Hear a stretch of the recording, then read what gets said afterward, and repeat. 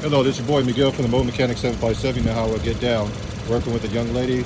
She has a Kia 2021 K5.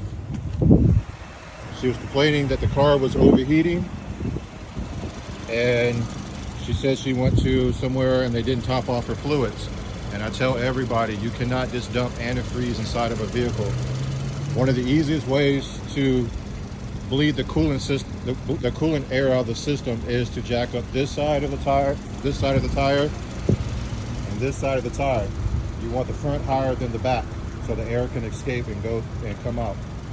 I've been letting this car run for 15-20 minutes. I've done what I'm supposed to do. I topped her off, and as you can see, I also turn on the heat to make sure the thermostat is doing what it's supposed to do.